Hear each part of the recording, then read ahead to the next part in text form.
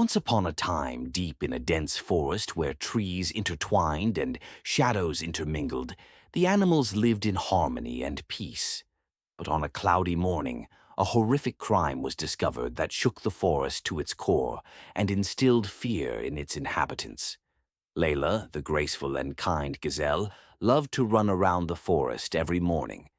That day, she went out as usual but didn't return.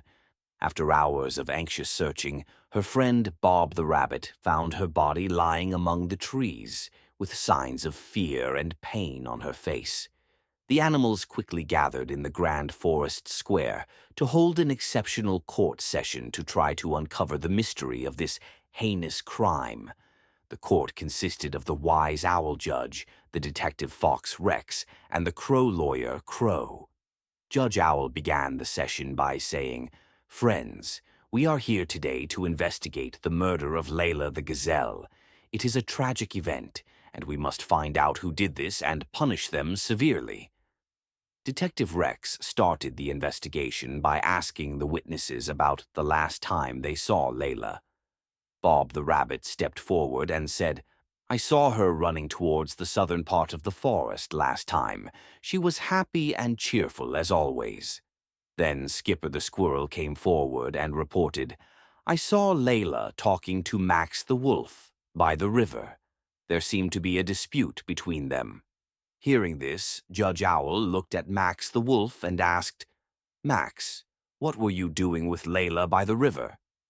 Max answered angrily, "I was asking her to stay away from my territory because she was disturbing my prey, but I didn't hurt her.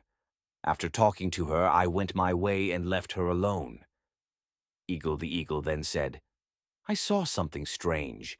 There were large claw marks near Layla's body, and they weren't wolf claws."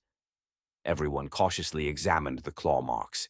They looked like they belonged to a large, predatory animal. Detective Rex asked, "Is there anyone in the forest who has such claws?" Everyone thought for a moment.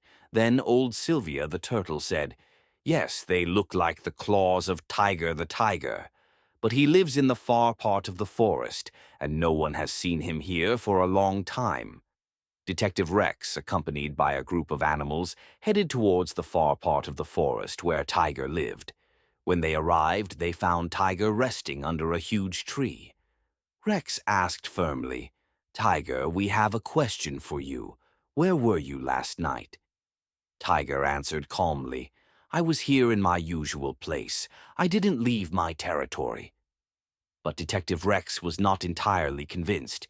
He noticed some scratches on Tiger's front leg. Rex asked, "What are these scratches?" Tiger sighed and answered, "I had a fight with a big bear a few days ago. These scratches have nothing to do with Layla's murder." When Rex returned to the court, he was still looking for answers. He said, "We need to consider all the evidence carefully. There's something missing. Here, little Millie." The mouse stepped forward and said, "There might be another animal in the forest with those big claws. I saw golden threads near the body, and those threads only belong to the golden owl Aurora."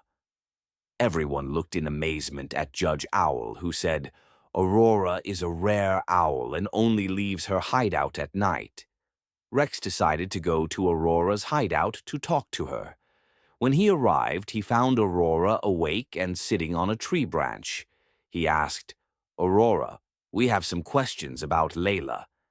Can you help us?" Aurora answered cautiously, "Layla?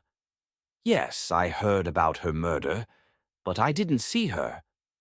Rex noticed some golden feathers scattered around the hideout and asked, "Can you explain the presence of golden threads near the body?"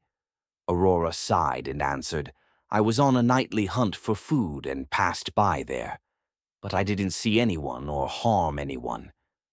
Rex returned to the court frustrated, but suddenly remembered something.